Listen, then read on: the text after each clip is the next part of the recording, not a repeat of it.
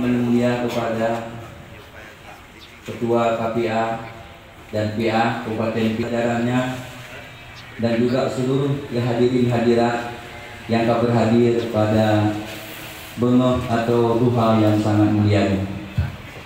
Berkenaan dengan hari ulang tahun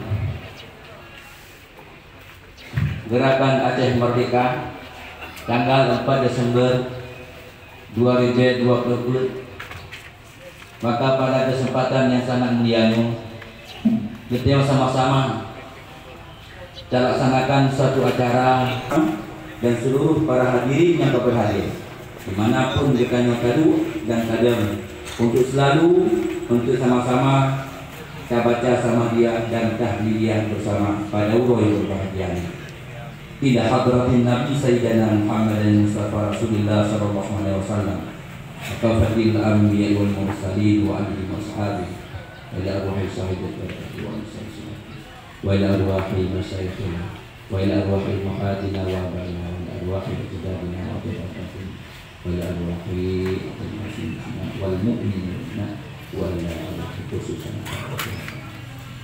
ajma'in al-Fatihah.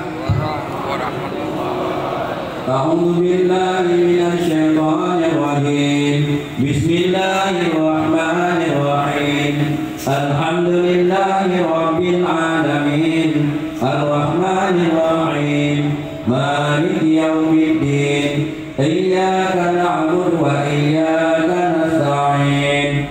Ihdinas siratal mustaqim.